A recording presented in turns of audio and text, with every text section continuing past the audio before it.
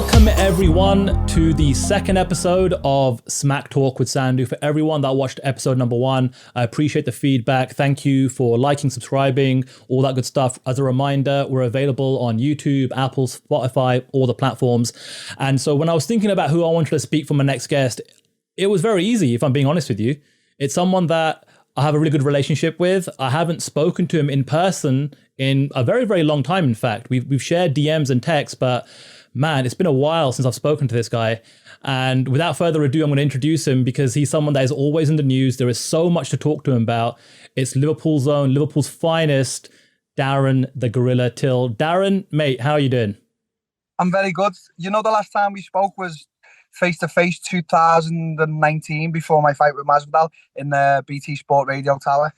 I was actually going to bring that up. It's been that long. And yep. I literally remember flying back. I had just left for Canada a few months prior, and I came back for a couple of weeks, and we had a good conversation then. And let's start there, Darren, because you've been through so much since I last spoke to you. But if the Darren of today, of 2023, can go back and speak to the Darren of January, February of 2019, given what you've been through, the ups and the downs and everything, what would you say to that lad? I'd say do exactly this. Do exactly do exactly the same, because I've been through ups and downs. I've been through people who I thought were there and who weren't. I've been through people who I thought weren't there but were there. I've really been able to scale my life on a personal and professional level, and I've actually made some really stupid choices off my own back. And it's actually been really eye-opening now, coming into my 30s, with what I'm about to approach now in the next years coming. So I'd have done everything exactly the same. And I think it's just a wild roller coaster of a journey we're on, especially athletes, you know, whether you're a tennis player, golfer, boxer, or, you know, MMA fighter, which seems to be one of the most craziest sports out there. So I just think that I'd have probably done it all the same. No regrets. When you say people let you down, are we talking personal life, professional life? What do you mean by that? No, just, you know, I'm not specifying. I'm just sort of saying, like, you know, sometimes in life you feel you think certain people have your back when they haven't, and you think certain people haven't got your back when they have. And you find all this out, you know what I mean? I'm not talking really professionally, you know. I've always had a good solid team around me in MMA. You know, just like even personal, like, you know, just sometimes you think like sometimes you've got friends around you who are sort of leading you down the wrong path and stuff like that, and doing it for all their own gains, do you know what I mean? Stuff like that. So you find a lot out about what people are about, and you find a lot out about yourself when you're in sport like this. You really do. And you know, it's comforting to know that when, you know, you've got solid people around you, they sort of like, you know, they keep you away from certain people's. If anything, is that a good thing to kind of have gone through that experience to give you the mindset that you have now to understand who you are as a person and who you've got around you now moving forward? I think everything I've gone through is a good thing. I think I think us fighters like to put on a brave face for the camera and for the guy who's interviews and stuff like that, but a lot goes on behind the scenes, and you know, it's easy to put a smile on a brave face, but you know, there's a lot of happening behind the scenes, and you know, what a lot of people don't know about. So it's as I said to you, it's a real roller coaster of a journey, and I'm actually happy to be on it, whether it's an up or a down. It's a fun one. Don't get, you know, it's not like we're just waking up and going through the same old, I don't want to like shit on anything, but the same old 9 to 5 regular job each day. You know, each day in our life is a roller coaster, really, you know. So yeah. Well, speaking of roller coasters, I've specifically not watched any of your interviews or read anything recently outside of the headlines. So let me know right now why you and the UFC parted ways amicably, as you've said, and what led to that decision. I think, so the decision came, I think before my last fight, I was sort of just like in that mindset already, because my body just wasn't holding up to the type of training that was needed for the type of level that I was fighting at. So it was already in my mind then, and obviously after my last loss, I fell short just a little bit. I sort of spoke to the UFC. I said, listen, I don't think I'm quite happy at the moment. I said, I feel like I just need a little bit of time off to get, the mind and body right, whatever that means, etc. I said, I've always had a good relationship with Dana and Hunter and stuff like that. So I said, let me think on it a little bit. That's what they actually said. They were like, we're with you, Darren. We support you. We invest in you because we do believe you can be one of the best and the champ and stuff like that. He went, but have some time to think on it. Don't make any harsh or rash decisions. And I was like, okay, you know what? That's fair enough. So then I went away, thought about it, still had sort of the same mindset. So then I went back to them. I was like, listen, I wouldn't mind if you would release me. We're friends. We've got good relationships, business and personally. Is that a possibility? They were like, yeah, no problem, Till. We'll send over the necessary paperwork, stuff like that. So then I woke up one morning, because obviously it will have been daytime there in Vegas, and it had all been sent over, but it'd come out because it was one of an algorithms to do with the UFC that Darren Till had got cut. And I messaged him. I was like, make sure, you tell everyone that I asked to be released, for myself and that. He's like, yeah, no problem. I'll make sure Dana mentions it in an interview. And then he did. He was like, I think Till will be back real soon. So you never hear of that. Mm-hmm. You don't hear of that much, like fighters leaving and leaving on good terms, especially with Dana, because there's fighters always shitting on Dana, and Dana's always like talking about the fight. So it's good for me to have left and know that door's still open, which I will be back there in 2 years' time. I'm fully confident of that, and hopefully I'll be a new and revitalized Darren Till. But for the meantime, I've got some little bits of business to take care of and stuff like that. So that's the story with it all, mate. That's very specific. You said 2 years. So that there's a 2-year window that you're going to do what you want to do in that period, and you're going to be back in the UFC. So you've got that vision board in your mind already. 100%. What led ultimately to this decision to break away from the UFC? You said it. Is it just physical? Is it mental, psychological? What is it that you need to fix during this time off the UFC? Physically, mentally, and financially. I haven't said that yet. Yeah, so it's physical, mental, and financial. What does that mean? I can make an absolute brick ton load of money now in 2 years, fighting half the fight. If, let's say, I do a few striking battles, because it's only half fighting in it, let's have it right. And Conor McGregor said it famously against Mayweather, it's only half a fight, boxing, stuff like that. And I'm not saying specifically boxing. Yeah. It could be taekwondo, karate, for all that, I care. So I do half a fight, which is, in my opinion, easier than UFC. I don't want to disrespect any of these other sports. I do that. I get the mind right. I get the body right. And I burst back into the UFC. 32, fresh-faced, unscathed, untouched. And, hopefully get that world title. I know people doubt me. I know people say, oh, this, that. But that's my plan and my dream. If I fall short, I can say, you know what, I fell short. And I give it me all. So it is what it is. I'm still a legend of the sport. Whatever. Like, okay. But I don't think I'll fall short if my plan goes to plan in the next 6 years. Well, you have to dream big. I mean, if that's not your mindset, then you can't be in the sport, really, can you?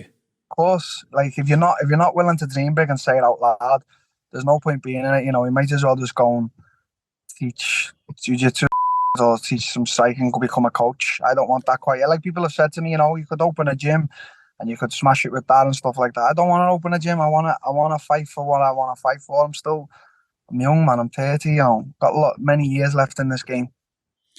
So you said, there could be some combat in the next couple of years outside of the UFC. So let's kind of go through potential options here. I'm assuming you're not going to fight MMA because you're only ever going to do that in the UFC, correct? I think so, yeah. Okay. So that leaves boxing, influencer boxing, like you said, Thai fights. Where do you think you can kind of make the most money? Because I'm leaning towards the influencer boxing, just given the Logan Pauls, the Jake Pauls of the world. That's where I feel like there could be some real money to be made, especially in the UK. Well, I think you just mentioned Muay Thai. I think there's big grass for it in one championship in Singapore. I think outside the UFC or competing with the UFC, the one championship could be the biggest organization in the world because the Singapore market, it's huge, and I know they have a lot of backing as well in terms of money. So that could be one option. I know I could easily hit, you know, 7 figures with them, 6, 7 figures, stuff like that. So that's a big option for me. You know, a few Thai fights, my bread and butter, stuff like that.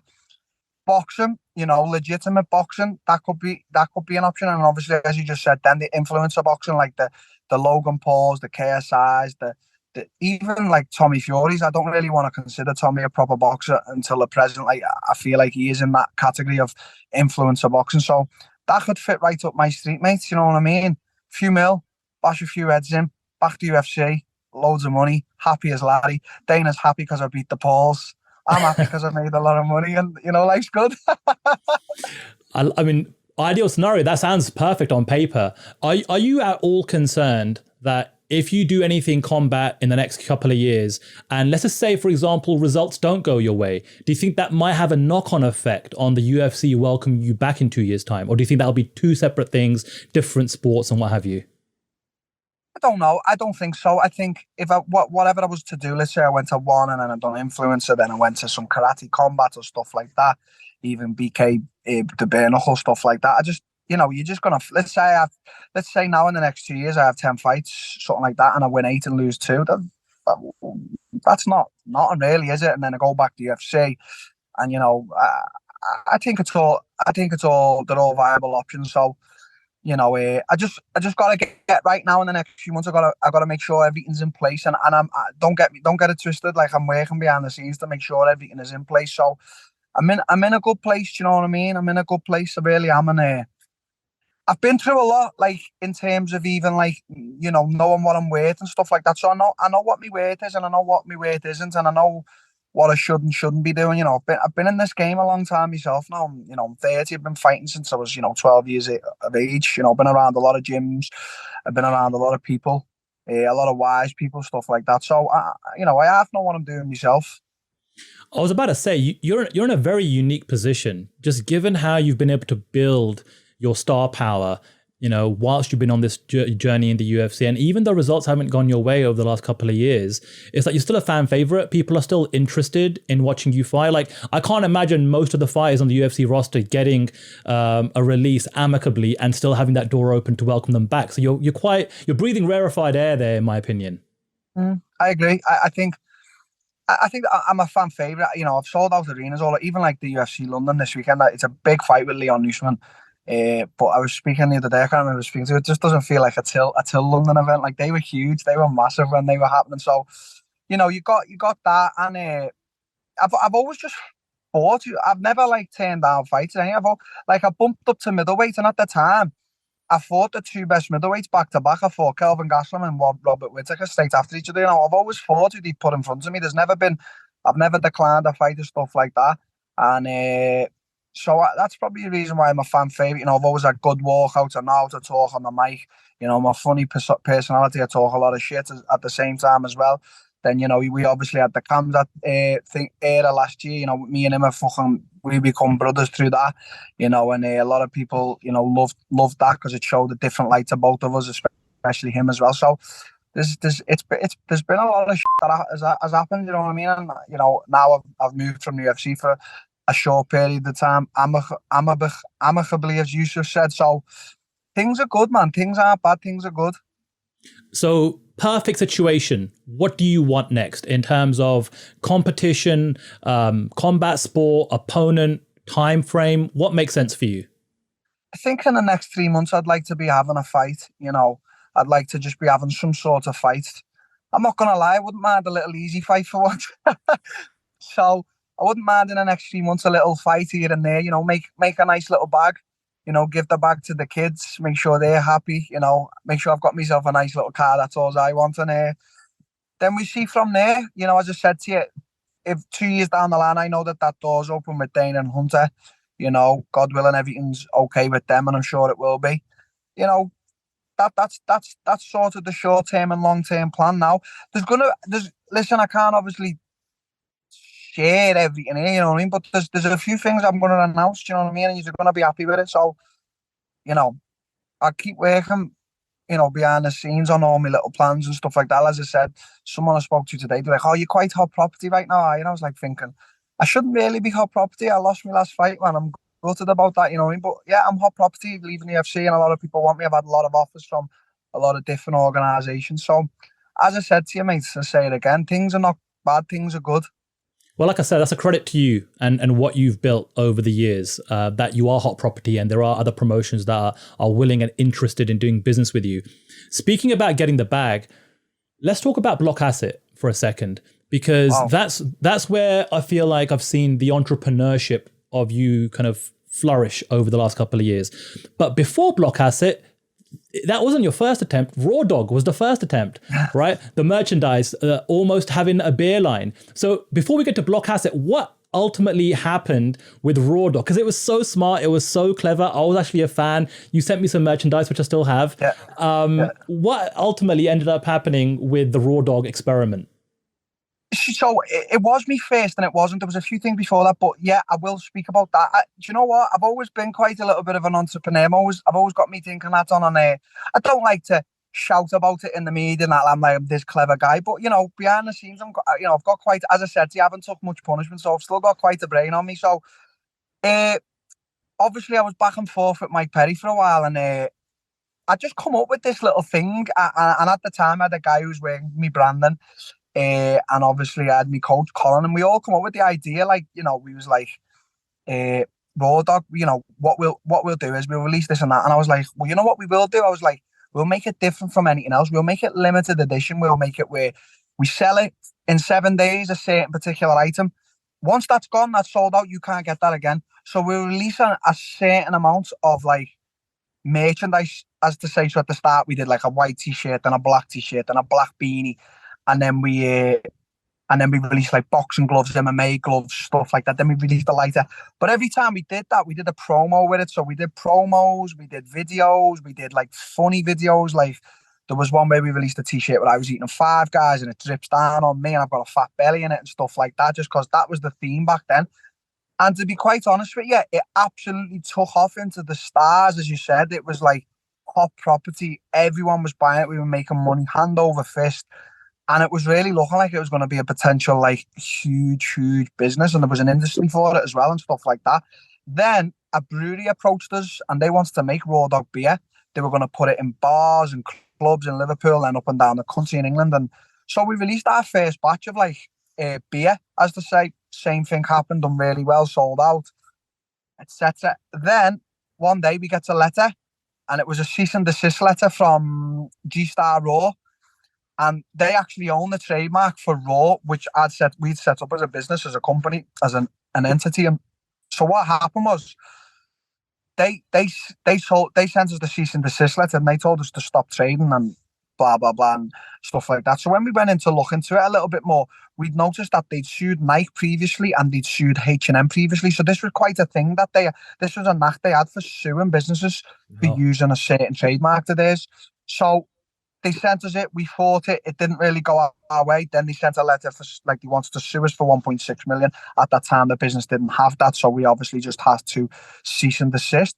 But it's funny you should mention Rodo, because there's actually ways of getting it back and bringing it back, and I would love to, but it's got to be brought back in the right way. So it'd probably be leading up to a big fight, something like that.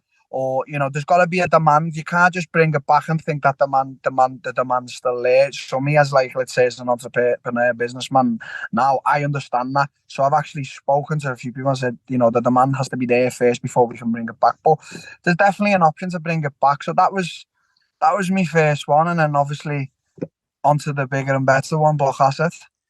Well, I was a massive fan. I loved it. And if you do bring it back, count me on board as someone that will be a brand ambassador all day long for Raw Dog.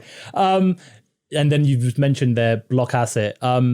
Unbelievable. Like, just seeing the growth and seeing how many athletes are involved. How did this start? How did this begin? How much do you know about blockchain and NFTs and crypto? Who approached you? How did this all come together?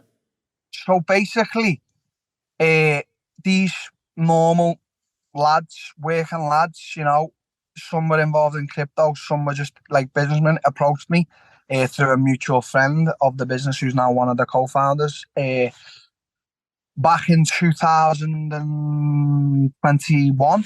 And basically they they approached me and they were talking about, you know, NFTs and stuff like that. We'd like to release one with you and we can guarantee this much and stuff like that. And I was like, sort of, I went away and I'd heard about NFTs. Am I okay to start driving? Yeah. Go for it, Darren. Okay. Please be careful.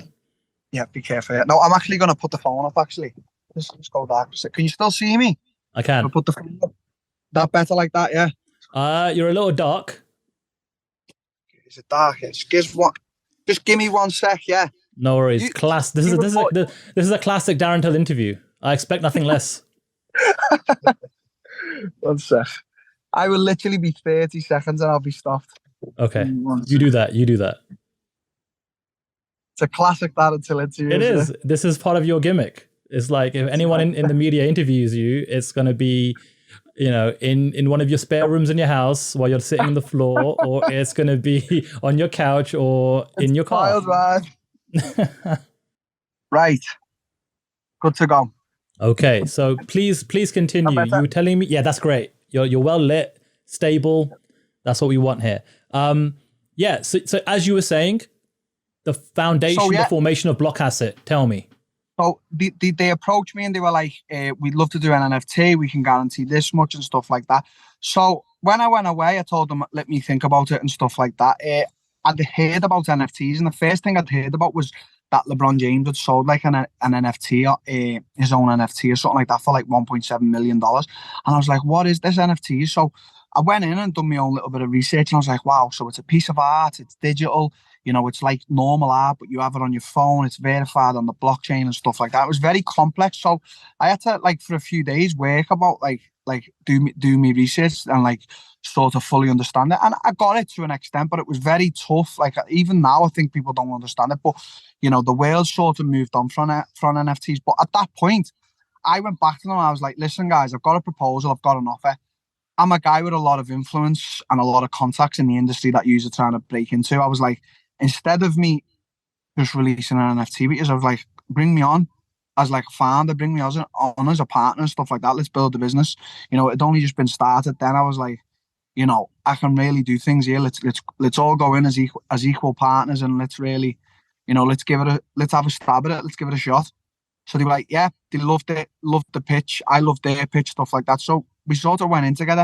As soon as that happened, I was through my contact lists on Instagram, on in WhatsApp, stuff like that. I was DMing everyone. I was getting everyone on board. I was really like working. I believed in the project. So then at the time, we did our first like NFT collection, and it was the Legend collection. So it was basically Wayne Rooney, Mike Bisping, Alexander Ovechkin, Jonah Lomu, and Muhammad Ali. And basically, we did a big launch in Times Square. Bisping was there, Adam Cattrall and Nick Pete were there as they were presenting it and stuff like that. And we raised $5 million. So like, I Incredible. mean, we'd only been going like 4 months, something like that, 5 months, and we'd done that. So like, obviously, we brought Rooney on as like a mini. We gave him a little mini little bit of equity. We gave Bisping a little bit of equity and stuff like that. We paid all the athletes out, and we were able to pay the Muhammad Ali family out and the Jonah Lomu family and stuff like that. And from there, it just like we started just onboarding more users, onboarding more athletes. We were releasing more NFTs. Then that was when we made a big approach, when I sort of spoke to Khamzat and his manager, and I was like, you know, there's something here. So we did a big partnership with them, and not just the Smash Bros series. Obviously, you've seen how that did and stuff like that. And from there, it's just been an all-on like roller coaster. It's actually been quite stressful at times, more than the good. But I swear, like the stuff we've been doing, like we've got Alex Pereira on board now, Gilbert Burns. We're going to be doing an NFT drop for Masvidal in Miami, stuff like that. We released our own coin, you know, at the time when crypto was sort of up. Obviously, it's gone down now, but we all expect it to go back up. And at one point, we had like 125 staff. Like we had like designers working for us from India. You know, there was people all over Europe, like top guys in the industry of crypto, like helping us with the coin, helping us with our advertising, our marketing strategy, stuff like that. The NFT side, you know, I mean, we're even like trying to talk to the UFC about, you know, onboarding with them and stuff like that. And all these, we just announced that we're on the Chili's platform now, which they're one of like top 10 biggest cryptos in the world, the platform and stuff like that. So, I mean, it's all started from my little back bedroom where we all met. So, I mean, I'm super, super proud of it. Amazing. I love that. I love hearing stories like that, especially when fighters can figure out ways of having other revenue streams outside of the fight game, outside of actually having to like physically fight yourself. So here's the question though. So if it's going so well, like, you know, when I hear figures like $5 million being kind of, you know, raised at that New York event, do you even need to fight anymore? Can you just like focus 100% on Blockasset moving forward and not worry about putting yourself through physical damage and competing in combat sports, and maybe just take 2 years out to look after your health and well-being, focus on Blockasset, and then when you're ready, come back to the UFC? Isn't that a better plan? Okay, well, I'm going to come at you with some of the factors from my point of view now, as you've just said, and that, you know, I'll speak about them. So, number one, it's never as it seems, and you know, like people will say a lot of things like, oh yeah, we made this much and we did this, and you know, we're making this much. But the thing is, in business, especially a business like this, a startup tech company, you know, when you're speaking of figures like, let's say, you know, we're like 500 grand and 5 million. There's the stuff that has to go back into the business to build the business to what we eventually need to get to. It's not cheap, and people working in a crypto space are not cheap either. So yeah, it sounds tasty, $5 million, but after we've paid the athletes and paid the fees and stuff like that, you know, at that time, us as like as partners and shareholders, we're all left with like a nice little present. Oh, there's that. Oh, we've made that. You know what I mean? And then the rest obviously goes back into the business. So a lot of money, what we have made inside the Blockasset, has basically just been put back into the business to obviously build it bigger. So, I mean, no, I couldn't just sit back now for the next 2 years, even though it would be nice. But there's another thing, such as like, if I did sit back for 2 years now, I feel like skills, health and all that stuff would deteriorate more in the fight game. You can't just come back after a 2-year layoff. It doesn't work like that. You know, you'd have to stay active, sharp, you know, the body and the mind, stuff like that. So there's that. And obviously, you know, it right now, Blockasset, as much as it needs me, it needs all these guys on the day-to-day to just keep building, especially given the space that we're in. Like right now, the crypto market, you know, it's probably at its worst point it's ever been at, and it's probably going to stay that way now for the next 12 months. You know, hopefully not. You know, the forecasting in 24 months that it'll go back up, but who knows how long's a piece of string, stuff like that. So, you know, we're having to, and the people who work for us are having to work, you know, even harder to just make sure that Blockasset stays afloat, because we're in a very difficult time now with you know, the world is in turmoil, not a lot of people have got money, stuff like that. So, you know, it all sounds well and dandy, $5 million and 500 grand here and there, but it's not like I grab it and go, oh, got this now, going. You know, we make decisions to make sure the business can still grow. So we put it back into the business selflessly. And I think that's what most big businesses who are successful nowadays do. And us as directors and founders, we're always putting in little clips of like how Netflix was built and how McDonald's and stuff like that. And we're trying to learn, and, you know, because like the lads who were all co-founders with myself are all just normal lads from Liverpool. It's not like these guys came from different sides of the earth. Like, the athletes you see on the Blockasset roster, you know, they're all with us. These normal lads from Liverpool. Blockasset was built out of a little warehouse in Liverpool. So yeah, it is a big thing, and I haven't spoke about it this in depth until now. So I hope people are watching it, and I hope a lot of people out there just see me not only as the fight, but now they can see me as, bloody hell, Darren Till's got a little bit of a brain on him. I love it. Like, I loved when you guys brought on Dostbrak. I think he is so freaking talented. He's like one of my favorite digital artists out there. Him and Boss Logic. Him and Boss Logic are incredible. They both are, really. And it's great to see the number of fighters, the number of athletes that you guys are working with. So continued success with Blockasset. I genuinely really mean that. And then you did mention that through this journey, It was like you and Khamzat came together and it just worked. I don't know how it happened. It happened. Could you tell me about the first time you met him and how this relationship has just continued to get better and stronger? I'm assuming both for you personally, from your skill level perspective, but also from our perspective as media and as fans, just to see that you guys can come together and create content and create moments for us. It's just brilliant. Yeah, I mean, at the start we were having a little bit of beef because I just fought Robert Whittaker, and he just like had 3 fights on the island as well, one after each other. And I wanted to fight him. I think I mentioned it to Sean Shiver. I was like, I want to fight Khamzat, and he was like, he wants to fight me and stuff like that, quite respectfully. And then I can't actually remember, but we just ended up speaking in the DMs and Instagram, and it was quite fun. We were just having a little back and forth, and he seemed like a cool guy. And then when I spoke to his manager and stuff, that I said, like, I said, would it be a problem for me to come over and like, train with you guys? I said, like, I wouldn't mind coming over and like, sparring with Khamzat. I would love to get the work in. And he was like, yeah, no problem at all. Till he was like, Khamzat, I'd love to have you. So I actually remember the first day I got over there, because obviously we were doing the deal Blockasset with Khamzat. So that was obviously on a professional level, with him and his manager. But then there was obviously going to be the personal level, which I was going to take myself away from the Blockasset professional level and have the personal level with him. So then we had sushi the first night, and I was like, you okay? He was like, you all right? I was like, training tomorrow? He was like, yeah. I was like, what day's Tuesday? So I know most MMA gyms spar on Tuesday. So like, we sparring? Yeah. I was like, I'm not in shape though, go easy.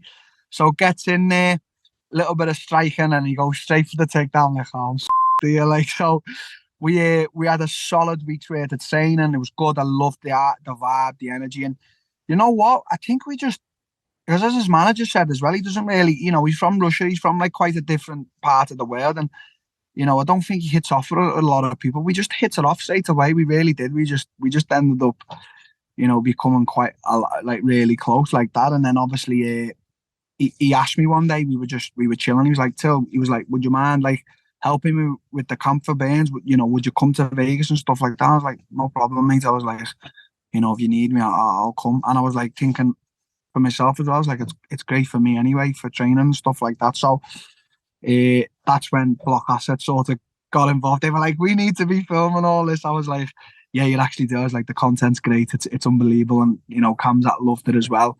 He was obviously, he's come on board in a big way with Blockasset anyway. He's actually become a little bit of a shareholder himself, which I'm happy for him to have to fight. And he's going to have his own little part of a hopefully successful business. So, we filmed the Smash Bros. Chase. I think it got over like 20 million views on our YouTube, something ridiculous like that. I was about to say, like, the thing that I've enjoyed most about the Blockasset business is the digital content. Like, the team that you guys have built to shoot all this, footage and then piece it all together and capture these moments between you and Khamzat. It was great. I love it. It flies on social. I see the engagement numbers. It's brilliant.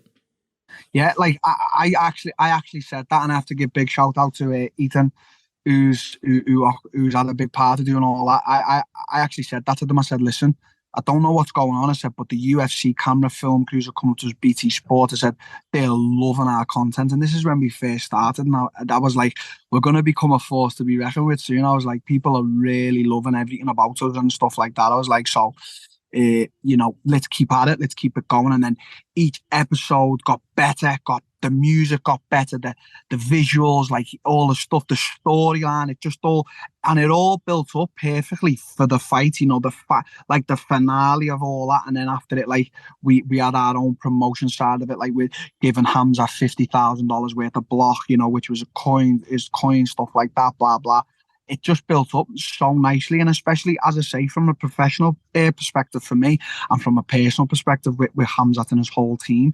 Obviously, I still have my team back home here and stuff like that, but I built up such a relationship with them guys, as I say, professionally and personally, and for me, probably more personally. So the whole thing was just brilliant for me, and I've obviously still got that relationship now, even though we're apart of the world, 2 different worlds apart. So, I mean, in my eyes, in all levels, professional and personal, it was just a massive success for me. I made friends for life, and the business, I made a business for life. How good is this guy going to be? Because, like, he burst onto the scene during the pandemic. Like, everyone is so interested to see his fights and how his career progresses. What's his ceiling, in your opinion? I think he's going to be the welterweight world champion. I really do. I've changed my mind on who I think is going to be his toughest fight as well. I don't think I used to think Usman or Colby would be his toughest fight. I actually think Leon could be his toughest fight, just because of his, takedown defense and his striking. So I think if I had to say his toughest fight in the welterweight division, I think it would be Leon. So we'll see how Leon gets on the weekend. I actually think he's going to beat Usman again. So that, and then I'd like to see Khamzat maybe even get one more fight before he fights Leon, and or potentially just fight Leon straight away. So I know they were talking about him fighting Colby. Hope that happens. I feel like Khamzat really will beat him. I think it'll be a tough fight, but I think he'll beat him, and then onto the title. Will you be in his corner again? Because we need that visual. We need you like on the cage or him sitting on the cage and just the two of you together, like when he's walking out and in the corner. It's brilliant. I love that stuff. I really do. I think I will be. Listen, he loves having me around. He loves my energy. He loves my vibe. I regardless of injuries, he knows out with them, but he knows how hard I work. I push him no matter what. If he says to me, "Can we run at 4 in the morning?" I'm up at 4 in the morning. Let's not get that twisted. So he loves me vibe, my energy. And I'm on him. Like, I don't let him slack. Fight, especially fight week. I know everyone thinks we joke and we do a lot, but there's no messing around. So I think he loves that type of energy, and I'm serious with it, and I just genuinely want him to win, and he feels that. So I think he just loves having me around, whether I was in the corner or not. But even then, he just loves it. He's asked me twice, on both occasions. He said, "Till, will you be in my corner?" And I'm not going to decline them, and I've got a lot of time for him. I love it. So you mentioned that obviously with the Khamzat relationship, you were able to go out to Sweden and go to the All-Star gym and get some work in there. So Calbon in Liverpool, All-Stars in Sweden, and then you've also spent a lot of time at Tiger Muay Thai in Thailand. Over the last couple of years, how would you compare the differences in terms of the work that you're getting in the UK, in Sweden, and in Thailand? I think the UK and Sweden, bit of the same like type of mentality, hard training. Don't come in giving your excuses or crying, just get the work done. And then Tiger has sort of got the variance, like the variety, like there's just a lot of bodies just to be going at it with. But you're sort of your own boss there. You can really do what you want, you can come and go as you please and stuff like that, which is good and bad. I think everywhere's got its positive and negatives, but that's what it is. Like, I've just got back from Thailand now, and I swear to God, every day in Tiger Muay Thai, there must have been plus 250 people on the mat. And that's good, but that's also bad, especially for a guy like me. Why? Because you get a lot of guys wanting to make a name for themselves as well. And what happens there, you get injured with that as well. And then, because we're too tough, for us, it's ego. We don't want someone calling us out and us saying no. So we end up taking like a sparring session or stuff like that, or a grappling man with these guys, and these guys go crazy. And what do they end up doing? Hating you. And it happened to me. It's happened to me many times. So it's good and it's bad. So I'd say Tiger's very good. I do love the gym, but you've just got to be careful with who you train with. But the guys there, the real good guys and stuff like that. And obviously England and Sweden, it's just that solid mentality. You know what I mean?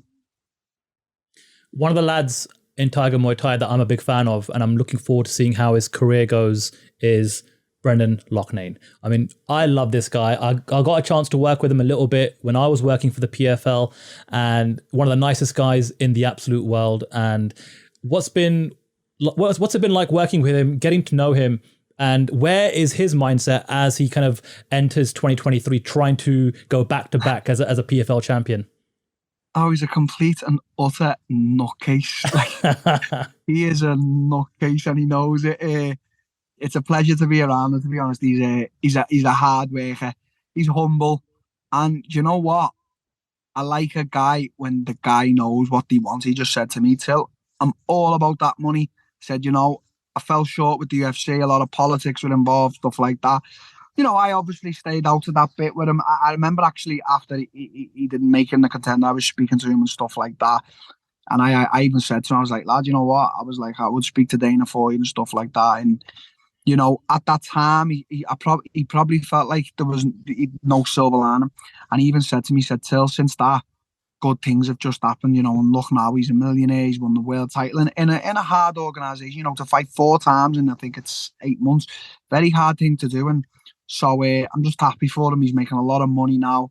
You know, he's been able to buy his mum the house and stuff like that. So it's all good things, especially to a good guy. So yeah, it's been a pleasure getting to know him even more than I already did, and you know, nothing but good things for the guy.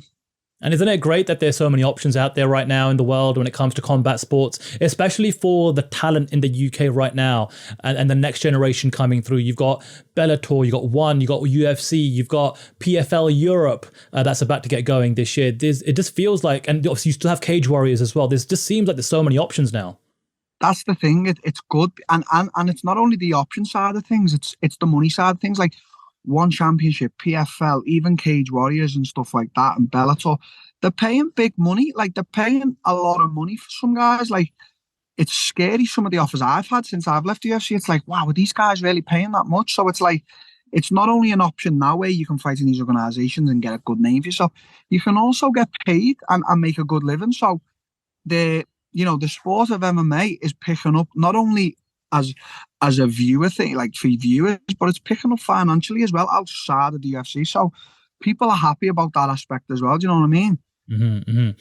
Well, Darren, this has been so much fun, honestly. I really missed talking to you. It's been such a long time, and you've always been good to me in my career, whether I was a journalist working for ESPN, now working for BT Sport, now doing my own thing on the side as well. So I've got a segment that I'm basically ending every conversation, every interview with every guest for something I like to call the bit for social. Right. And it's going to be different every week depending on the guest that I'm speaking to. So for you, Darren, we're going to do a little bit of word association. Very simple. I'm going to say something and I want you to tell me what comes to mind. All right. No problem. The UFC. The best. Influencer boxing. A lot of money. BKFC. Not so smart. Jake Paul. Logan Paul. Dylan Dennis. Fool. Mike Perry. Good guy. Love Island. I feel like dying right now. Blockasset. The best. Social media. Good and bad. And finally, Liverpool FC. The best. I love it. Darren, I really appreciate it. You're the man. I'm going to continue to follow your career in terms of what happens next. Wishing you nothing but the best of health and good luck being an entrepreneur, and best of luck with your combat sports career, which is far from over. Keep me posted on everything that happens, and I will speak to you soon, my friend. Take care. Thank you very much. See you later. Thanks for watching this episode of Smack Talk with Sandhu. Hey, do me a favor, hit the like button, drop a comment, let me know what you think, share this with your friends, and if you really enjoyed it, go ahead and hit the subscribe button.